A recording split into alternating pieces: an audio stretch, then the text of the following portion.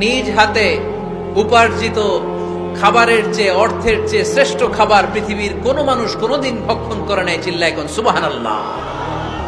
শ্রেষ্ঠতম খাবার, নিজ হাতে উপার্জিত খাবার, ঘাম জড়িয়ে যে অর্থ উপার্জন করা হয়, যে ইনকাম করা হয়, এটা হালাল। আর হালাল খেয়ে দোয়া করলে কবুল করে কে? এজন্য খেটে খাওয়া মানুষ, শ্রমজীবী মানুষ আর মেহনতি মানুষদেরকে বিশ্বনবী খুব ভালোবাসতেন। তারা বিশ্বনবীর বন্ধু আর বিশ্বনবী ছিল তাদের বন্ধু। সুবহানাল্লাহ পড়েন। এত ভালোবাসতেন বিশ্বনবী খেটে খাওয়ার মেহনতি মানুষদেরকে। সব সময় বিষ্ণু ইসলাম তাদের জন্য দোয়া করতেন। এজন্য যারা খেটে খায় তারা কপালওয়ালা, তারা মুস্তাজাবুদ দাওয়া। তারা কি? মুস্তাজাবুদ দাওয়া মানে এমন ব্যক্তি যে ব্যক্তি দোয়া করতে দেরি হয় কিন্তু দোয়া কবুল হতে দেরি হয় না। আপনারা এখানে ব্যবসা করেন কে কে? দেখি তো, হাত তুলেন তো। ব্যবসা,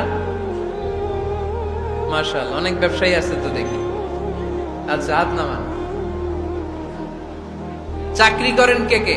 চাকরি, চাকরিও তো অনেক করে দেখি, হাত নামান। প্রবাসী, ছুটিতে দেশে আসছেন। হুজুর আমি আছি, কই? আপনি দেখতে আসছেন? মাশাআল্লাহ। কোন দেশে থাকেন? সৌদি আরব।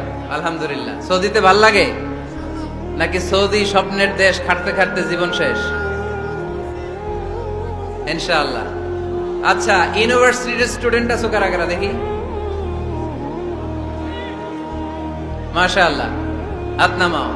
ক্লাস 5 থেকে ইন্টারমিডিয়েট পর্যন্ত পড়াশোনা করতেছো অথবা দাখিল আলিম পর্যন্ত, কারা কারা দেখি? মাশাআল্লাহ, হাত নামাও, হাত নামাও। একবারও যারা হাত তোলেন না এবার তারা হাত তোলেন। আন্নেরা কি করেন? হ্যাঁ,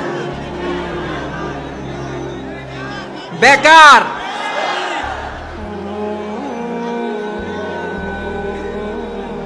বাংলাদেশে চাকরির বাজার খুব মন্দা, ঠিক কিনা? বাংলাদেশ